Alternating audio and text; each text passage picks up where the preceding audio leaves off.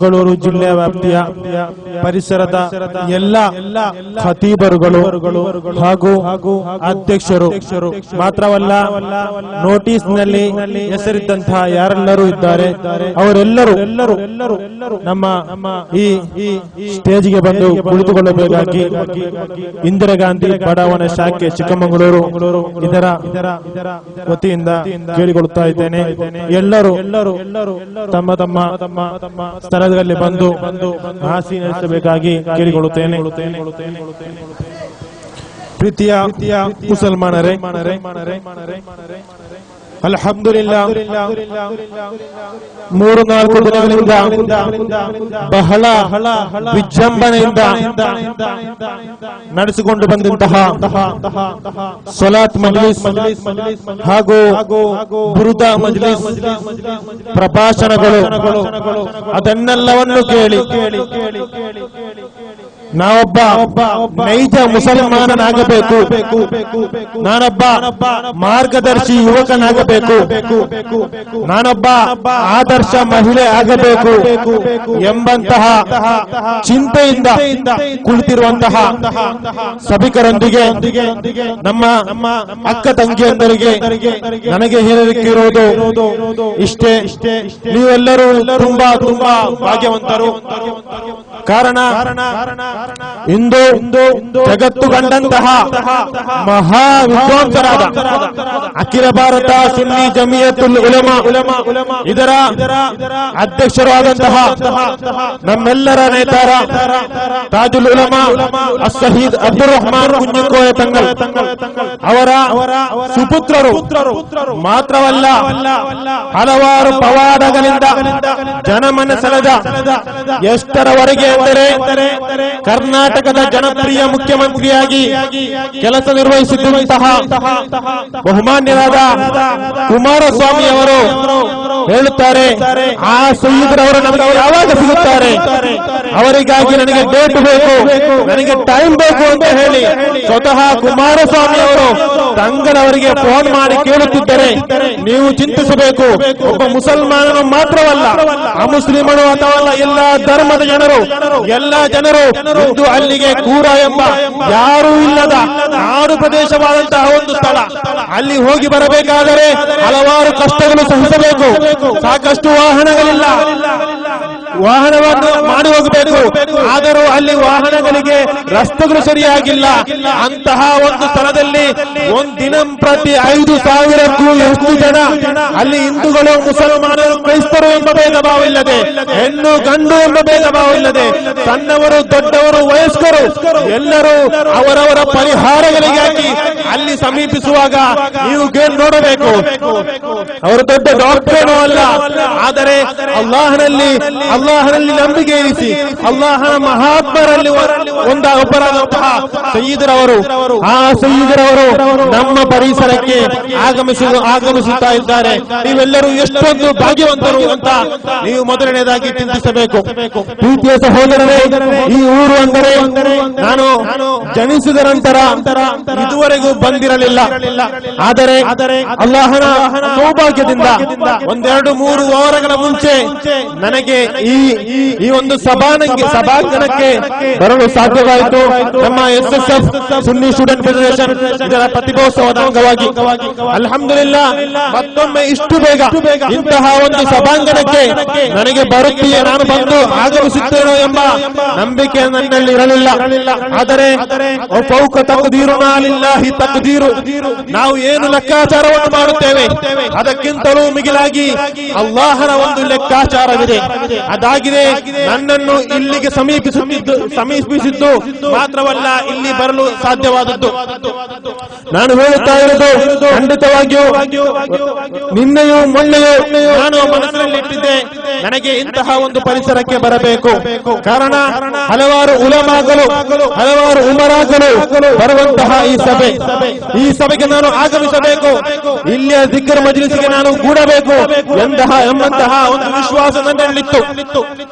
ಆದರೆ ಬರುವುದಕ್ಕಿಂತ 10-15 ನಿಮಿಷಗಳ ಮುಂಚೆ ನಾನು ಇಲ್ಲಿ ಬರುತ್ತಿದ್ದೇನೆ ಅಲ್ಲ, ನನ್ನ ಈ ಫಂಕ್ಷನ್, ನಾ ಬರುವಂತಹ ಈ ಸಭೆ ನನಗೆ ಬರಲು ಅಸಾಧ್ಯವಾಗುತ್ತದೆಯೋ ಎಂಬಂತಹ ಚಿಂತೆ ಮೂಡುವಂತಹ ಒಂದು ಸಮಯ. ಕಾರಣ ಮದ್ರಸ ಬಿಟ್ಟು ಹೋದಂತಹ 2 ಮಕ್ಕಳು ಸೈಕಲ್ ನಲ್ಲಿ ಹೋಗಿ ಬಿದ್ದು ಒಬ್ಬನಿಗೆ ಕೈ ಕಾಲು ಎಲ್ಲ ಪೆಟ್ಟಾಗಿ ಇಬ್ಬರನ್ನು ಆಸ್ಪತ್ರೆಗೆ ಕೊಂಡು ಹೋಗುವಾಗ ನಾನು ಅನಿಸಿದೆ, ನಾನು ಹೋಗಬೇಕಾ? ನಾನು ಅವನನ್ನು ಆಸ್ಪತ್ರೆಗೆ ಕರೆದುಕೊಂಡು ಹೋಗಿ ಆಮೇಲೆ ಆ ವೈದ್ಯರು ಹೇಳಿದರು, ಏನು ಹೆದರಬೇಕಾಗಿಲ್ಲ, ಆದರೂ ಸ್ವಲ್ಪ ಗ್ಲೂಕೋಸ್ ಇರಬೇಕು ಅಂದರೆ ಇಬ್ಬರು ಮಕ್ಕಳು ಸ್ವಲ್ಪ ಹೆದರಿದ್ದಾರೆ, ಬೇರೆ ಏನು ಅಪಘಾತವಿಲ್ಲ, ನಿಮಗೆ ಹೋಗಬಹುದು ಅಂತ ಹೇಳುವಾಗ ಆ ಮಕ್ಕಳ ರಕ್ಷಕರಿಂದ ಸಮ್ಮತಿ ಪಡೆದು ಅಲ್ಲಾಹನ ಭಾಗ್ಯದೊಂದಿಗೆ ಇಲ್ಲಿಗೆ ನನಗೆ ಬರಲು ಸಾಧ್ಯವಾಯಿತು. ಅಲ್ಲಾಹನು ಆ ಇಬ್ಬರು ಮಕ್ಕಳನ್ನು ಪೂರ್ಣ ಶುಭ ಮಾಡಲಿ, ದೀನಿಗೂ ಆಖಿರತ್ತಿಗೂ ಉಪಕರಿಸುವಂತಹ ಮಕ್ಕಳಾಗಿ ಆ ಮಕ್ಕಳನ್ನು ಹಾಗೂ ನಮ್ಮೆಲ್ಲರ ಮಕ್ಕಳನ್ನು ಮಾರ್ಪಡಿಸಲಿ. ಆಮೀನ್. ಪ್ರಿಯ ಸಹೋದರರೇ, ಮಾತ್ರವಲ್ಲ ಇಂದು ಆಗಮಿಸುವಂತಹ ಮತ್ತೊಬ್ಬ ಮಹಾನ್ ನಾಯಕ, ದಕ್ಷಿಣ ಕನ್ನಡ ಜಿಲ್ಲೆ ಅಂತ ಅಲ್ಲ,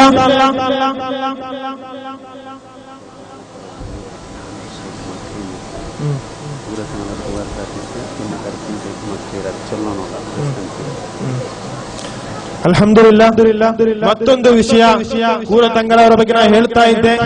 ಪ್ರೀತಿಯ ಸಹೋದರರೇ, ಇಲ್ಲಿಯ ಒಬ್ಬ ಯುವಕ ಎಲ್ಲೆಲ್ಲಿಯೋ ವಿಷಯವನ್ನು ಹೇಳಿದರೆ ಬಹಳಷ್ಟು ಇದೆ, ಹೇಳಲು ಮುಗಿಸದಂತಹ ಹಲವಾರು ವಿಷಯಗಳು ಈ ನಿಂತಲ್ಲೇ ನಾನು ಹೇಳಲು ಸಾಧ್ಯ.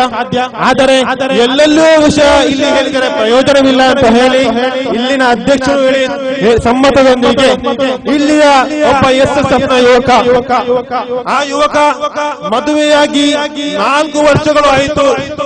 ಎಲ್ಲರಿಗೂ ಒಂದು ಆಸೆ, ಸುಂದರ ಮಗುವನ್ನು ಪಡೆಯಬೇಕು. ಸುಂದರ ಮಗು ಅಂತ ಹೇಳುವಾಗ ನೀವು ಎಣಿಸಬಹುದು, ಆ ಮಗು ಕಪ್ಪಾಗಿರುತ್ತದೆಯೋ ಅದರ ಬಿಳಿಯಾಗಿರುತ್ತದೆ, ಯಾವ ರೀತಿ ಇದ್ದರೂ ನಮ್ಮ ಮಗು ನಮಗೆ ಸುಂದರವೇ. ಎಷ್ಟು ಚಂದದ ಮಗು ಇದ್ದರೂ ನನ್ನ ಮಗುಗಿಂತ ಸುಂದರ, ನನ್ನ ಮಗುಗಿಂತ ಇಷ್ಟ, ನನ್ನ ಮಗುಗಿಂತ ಸ್ನೇಹ ಬೇರೆ ಯಾರ ಮಕ್ಕಳು ಇಲ್ಲ. ನನ್ನ ಅಕ್ಕನ ಮಗಳು ಇರಬಹುದು, ನನ್ನ ತಂಗಿಯ ಮಗಳು ಇರಬಹುದು, ಅವರನ್ನು ನನ್ನ ಮಕ್ಕಳಂತೆಯೇ ನೋಡಿಕೊಳ್ಳಬಹುದು. ಆದರೆ ಸ್ವಂತ ಒಬ್ಬ ಮಗ ಇರುವ ಆ ಒಂದು ಸ್ನೇಹ, ಆ ಒಂದು ಪ್ರೀತಿ ಜಗತ್ತಿನಲ್ಲಿ ಯಾವ ತಂದೆ ತಾಯಿಗಳಿಗೂ ಇರೋಲ್ಲ ಎಂಬಂತಹ ಸತ್ಯ ನಿಮಗೆಲ್ಲರಿಗೂ ತಿಳಿದಿರುವುದಾಗಿದೆ. ಅದೇ ರೀತಿ ಪ್ರೀತಿಯ ಸಹೋದರರೇ, ಆ ಯುವಕ 4 ವರ್ಷದಿಂದ ನಾನೊಬ್ಬ ಸಣ್ಣ ಪುಟ್ಟ ನನ್ನ ಮಗುವನ್ನು ನೋಡಬೇಕು, ನನಗೊಂದು ಪುಟ್ಟ ಮಗು ಆಗಬೇಕು ಎಂಬ ಆಸೆಯಿಂದ ಹಲವಾರು ಕಡೆ ಪ್ರಾರ್ಥಿಸಿದರು. ಕೊನೆಯದಾಗಿ ಬಹುಮಾನ್ಯರಾದ ಸಯ್ಯಿದನಾ ಕೂರಾ ತಂಗರವರ ಬಳಿಗೆ ಹೋದಾಗ ಅಲ್ಹಮ್ದುಲಿಲ್ಲಾ ಅವರಿಗೆ ಈಗ ಗರ್ಭಿಣಿಯಾಗಿ ಆ ಹೆಣ್ಣು ಗರ್ಭಿಣಿಯಾಗಿದೆ. ಅಲ್ಲಾಹನು ಅವರಿಗೆ ಆ ಸಾಲಿಹಾದ ಮಕ್ಕಳನ್ನು ಕೊಡಲಿ. ಮಾತ್ರವಲ್ಲ, ನೀವು ನೋಡಿರಿ ಪ್ರೀತಿಯ ಸಹೋದರರೇ, ಈ ರೀತಿ ಹಲವಾರು ಒಂದು ದಿನ ನನ್ನ ತಂದೆಯವರು ಹೇಳಿರುವಂತಹ ಮಾತು ನನಗೆ ಈಗಲೂ ಜ್ಞಾಪಕವಿದೆ. ನಮ್ಮ ಕಳೆದ 2 ವರ್ಷಗಳ ಮುಂಚೆ ಬಹುಮಾನ್ಯರಾದ ಸಯ್ಯಿದನಾ ಕೂರಾ ತಂಗರವರು ಹಾಗೂ ನಮ್ಮ ತಂದೆಯವರು ಕುವೈತಿಗೆ ಹೋಗುವ ಸಂದರ್ಭ. ನಾನು ಆಗ ತಂದೆಯನ್ನು ಬಿಡಲು ಮಂಗಳೂರು ರೈಲ್ವೆ ನಿಲ್ದಾಣಕ್ಕೆ ಹೋದಾಗ ಅಲ್ಲಿ ಹೇಳ್ತಾರೆ, ಯಾರು ಹೇಳುದು ಮುಸಲ್ಮಾನರಲ್ಲ, ಆ ಮುಸಲ್ಮಾನರು ಹೇಳುತ್ತಾ ಇರೋದು, ಉಸ್ತಾದರೆ ಮಂಗಳವರು ಅಲ್ಲಿ ಪ್ರೈವೇಟ್ ರೂಮ್ ಅಲ್ಲಿ ಒಳಗಿದ್ದಾರೆ, ನೀವು ಹೋಗಬೇಕು, ನಿಮ್ಮನ್ನು ಬರಲು ಹೇಳಿದ್ದಾರೆ ಅಂತ ಒಬ್ಬ ಮುಸ್ಲಿಮರು ಮತ್ತೊಬ್ಬ ಮುಸ್ಲಿಮರು ಸೇರಿ ಹೇಳುತ್ತಿದ್ದಾರೆ. ಮಾತ್ರವಲ್ಲ, ಅಲ್ಲಿ ಹೋಗಿ ನೋಡುವಾಗ ಆ ರೂಮ್ ಅಲ್ಲೂ VIP ರೂಮ್ ಅಲ್ಲಿ ವಿಶ್ರಮಿಸುವ ಸಂದರ್ಭದಲ್ಲೂ ಸಾವಿರಾರು ಮಂದಿ ಬಂದು ತಮ್ಮ ಕಷ್ಟಗಳನ್ನು ಹೇಳುತ್ತಾ ಇದ್ದಾರೆ. ಮಾತ್ರವಲ್ಲ, ಈ ರೀತಿಯಾಗಿ ಫ್ಲೈಟ್ ನಲ್ಲಿ ಕುಳಿತುಕೊಳ್ಳುವಾಗ ಫ್ಲೈಟ್ ಹಾರುವ ಸಂದರ್ಭದಲ್ಲಿ ಒಬ್ಬ ಯುವಕ ಬಂದು ಬಹುಮಾನ್ಯರಾದ ಸಯ್ಯಿದ್ರವರನ್ನು ಕಾಲಿನ ಅಡಿಯಲ್ಲಿ ಕುಳಿತುಕೊಂಡು, ಸಯ್ಯಿದ್ರವರೇ, ನಾನು ಹಲವಾರು ಕಷ್ಟಗಳಲ್ಲಿದ್ದೇನೆ, ನನಗೆ ಪ್ರಾರ್ಥಿಸಬೇಕು ಅಂತ ಹೇಳುತ್ತಿದ್ದರೆ. ಮಾತ್ರವಲ್ಲ, ಮುಗಿದಿಲ್ಲ, ನೇರ ಕುವೈಟ್ ಏರ್ಪೋರ್ಟ್ ಅಲ್ಲಿ ಕಳೆದು ಹೋಗುವಾಗ ಅಲ್ಲಿ ಸಾವಿರಾರು ಮಂದಿ ಅವರನ್ನು ಸ್ವಾಗತಿಸಲು, ಕೈಯನ್ನು ಚುಂಬಿಸಲು, ಮಾತ್ರವಲ್ಲ ಅವರಿಗೆ ಅವರೊಂದಿಗೆ ಪ್ರಶ್ನೆಗಳನ್ನು ಹೇಳಿ ಪರಿಹಾರವನ್ನು ತೀರಿಸಲು ಜನರು ಬರುತ್ತಾ ಇದ್ದರು. ಮಾತ್ರವಲ್ಲ, ಅದೇ ಒಂದು ಸ್ಪೀಚ್ ಅಲ್ಲಿ ನಮ್ಮ ತಂದೆಯವರು ಹೇಳ್ತಾ ಇದ್ದಾರೆ, ಇಂದು ಜಗತ್ತಿನಲ್ಲಿ ರಾತ್ರಿ ಬೆಳಕನ್ನಲ್ಲದೆ ಸಾವಿರಾರು ಕಾಲ್ಗಳನ್ನು ಅಟೆಂಡ್ ಮಾಡುವಂತಹ ಒಬ್ಬ ಮಹಾನುಭಾವರಿದ್ದರೆ ಅದು ಬಹುಮಾನರಾದ ಸೈಯದನಾ ಕೂರತಂಗರವರಾಗಿದ್ದಾರೆ ಎಂಬಂತಹ ಮಾತು. ಪ್ರೀತಿಯ ಸಹೋದರರೇ, ಹಲವಾರು ಪವಾಡಗಳಿಂದ ಜನ ಮನಸ್ಸಲ್ಲಿದ್ದಾರೆ. ಇದಕ್ಕೆಲ್ಲವೂ ಕಾರಣ ಇಂತಹ ಜಿಕ್ರ್ ಮಜ್ಲಿಸ್, ಇಂತಹ ಸಲಾತ್ ಮಜ್ಲಿಸ್ ಮಾತ್ರವಲ್ಲ, ಆ ಮಹಾನುಭಾವರುಗಳ ತಂದೆಯವರು ಮಾತ್ರವಲ್ಲ, ಆ ಮಹಾನುಭಾವರುಗಳ ಕುಟುಂಬ, ಇದೆಲ್ಲವೂ ಒಂದು ಉನ್ನತವಾದ ಸ್ಥಾನಕ್ಕೆ ಇರಿದಂತಹ ಕುಟುಂಬಗಳಾಗಿದೆ. ಪ್ರೀತಿಯ ಸಹೋದರರೇ, ಅವರನ್ನೆಲ್ಲವನ್ನು ಗೌರವಿಸಿ ಇನ್ನು ನಮಗೋಸ್ಕರ ಪ್ರಾರ್ಥಿಸುವಾಗ ನೀವೆಲ್ಲರೂ ಆ ಪ್ರಾರ್ಥನೆಯನ್ನು ಭಕ್ತಿ ಪೂರ್ವಕವಾಗಿ ಆಮೀನ್ ಹೇಳಬೇಕು. ಕಾರಣವೇಕೆಂದರೆ ಇಂದು ಹಲವಾರು ಜನರಿದ್ದಾರೆ, ಹಲವಾರಿಗೆ ಹಲವಾರು ಪ್ರಶ್ನೆಗಳಿವೆ. ಆ ಪ್ರಶ್ನೆಗಳಿಗೆ ಪರಿಹಾರ ಪ್ರೀತಿಯ ಸಹೋದರರೇ, ಇಂದು ಹಲವಾರು ಜನ ಇದ್ದಾರೆ. ನೀವು ನೋಡಿರಿ, ನೀವು ಚಿಂತಿಸಿರಿ, ಇಂದು ಜಗತ್ತಿನಲ್ಲಿ ಅತಿ ದೊಡ್ಡ ಕ್ಯೂ ನಿಲ್ಲುವಂತಹ ಸಿಸ್ಟಮ್ ಯಾವುದರಲ್ಲಿದೆ ಅಂತ ಹೇಳಿದರೆ ಯಾವುದಾದ್ರೂ ಒಂದು ಸಿನಿಮಾ ಥಿಯೇಟರ್ಗಳಲ್ಲಿ ಅಲ್ಲ, ಅಥವಾ ಯಾವುದಾದ್ರೂ ಒಂದು ಕ್ರೀಡಾಂಗಣದಲ್ಲ, ಬದಲು ಮನಸ್ಸಿಗೆ ಪರಿವರ್ತನೆ ಆಗಬೇಕು, ಮನಸ್ಸಿಗೆ ಸಮಾಧಾನ ಬೇಕು. ಮನಸ್ಸಿನಲ್ಲಿ ಹಲವಾರು ಕೋಟ್ಯಾಧೀಶರಿದ್ದಾರೆ, ಹಲವಾರು ಕೋಟಿಗಳು ಹಣ ಇರುವವರಿದ್ದಾರೆ. ಆದರೆ ಅವರೆಲ್ಲರಿಗೂ